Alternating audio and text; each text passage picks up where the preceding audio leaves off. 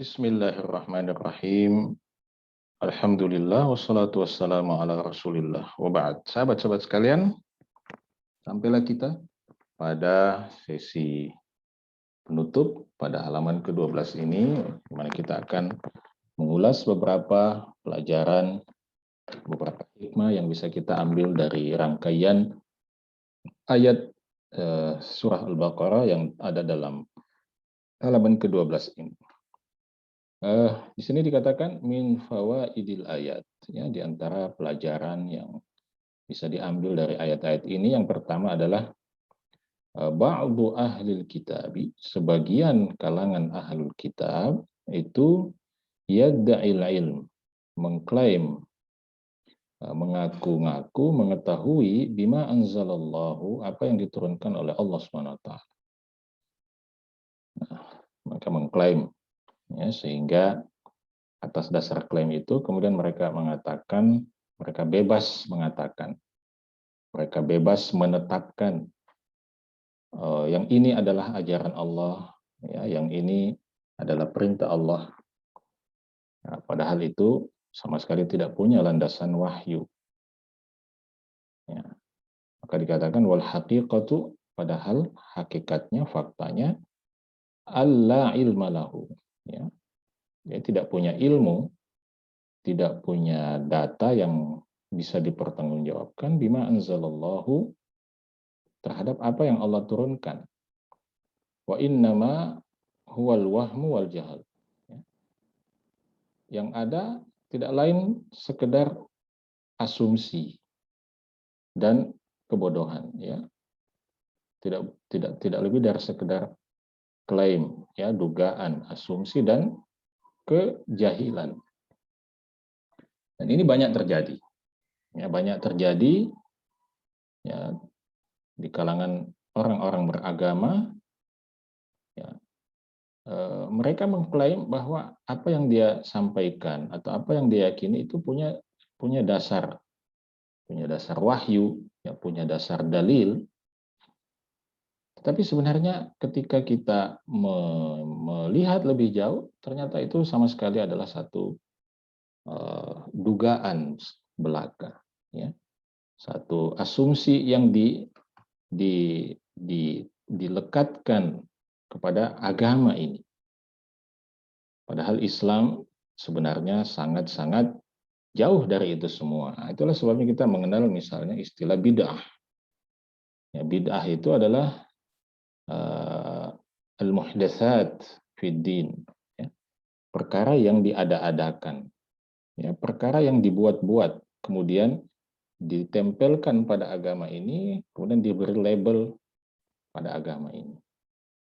Ya. Dan kemudian kita mendengar, ya, sekarang ada misalnya istilah yang sering digunakan untuk memberikan pembenaran terhadap hal-hal yang sebenarnya tidak punya landasan dalil dalam beragama, ya, biasa disebut atau diperhalus, dipercantik dengan istilah tradisi Islam. Ya. Tradisi Islam ini sebenarnya istilah yang tidak ada persoalan, tidak ada problem, tetapi pada sebagian orang istilah ini menjadi semacam label, ya, label untuk menutupi ritual-ritual, pandangan-pandangan yang sebenarnya jauh dari Islam, tetapi mereka mewarisi pandangan dan ritual-ritual itu, ya, sudah jauh sebelumnya, ya, dari nenek-nenek moyang mereka atau dari pendahulu-pendahulu mereka. Nah, ini tidak ubahnya seperti Bani Israel, ya, seperti orang Yahudi yang dengan mudah mengklaim sesuatu sebagai bagian agama padahal dia sama sekali bukan bagian agama itu. Kemudian pelajaran yang kedua, min a'zamin nas, ya, isman. Manusia yang paling besar dosanya adalah man yakdzibu 'ala Allah ta'ala wa rusulihi. Man yakdzibu, orang yang berdusta, 'ala Allah, atas nama Allah Ta'ala, wa rusulihi, dan para rasulnya. Ya, Bagaimana bentuknya orang berdusta atas nama Allah dan Rasulnya?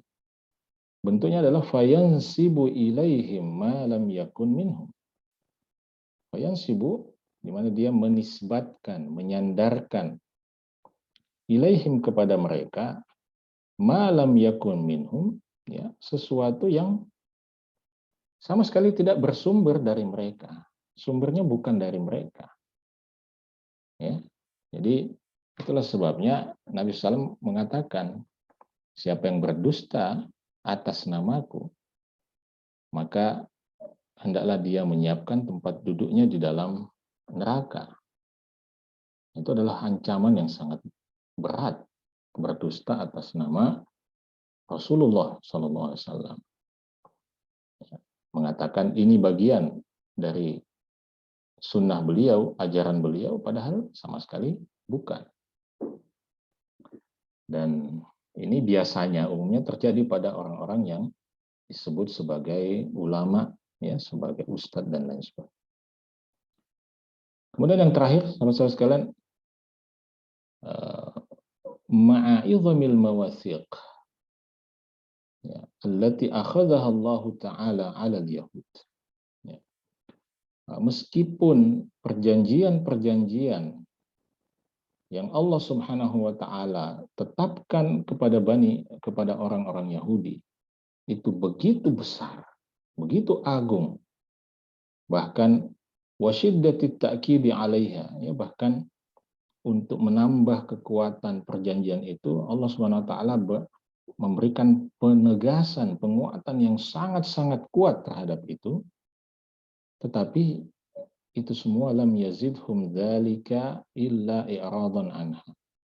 Hal itu, ya, hanya kemudian menambah ke pembangkangan, menambah penolakan Bani Israel, orang-orang Yahudi, ya, terhadap perjanjian-perjanjian yang Allah tetapkan untuk mereka.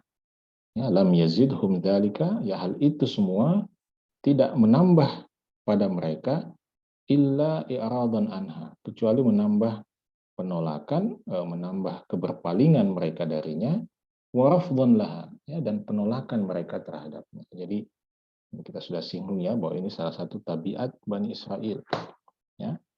Mereka ingin beribadah, mereka ingin menghamba kepada Allah sesuai dengan selera mereka, sesuai dengan keinginan mereka, bukan sesuai dengan kehendak Allah.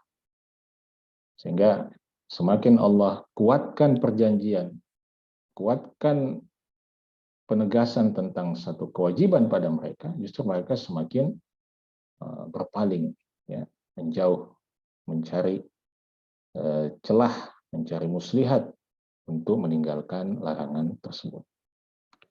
Nah, sahabat-sahabat, semoga akal pikiran kita selalu dituntun oleh Allah Subhanahu wa Ta'ala. Cara beragama kita, cara beribadah kita selalu dituntun oleh Allah Subhanahu wa Ta'ala dan dijauhkan dari cara dan pola-pola beragama yang keliru seperti yang terjadi pada Bani Israel.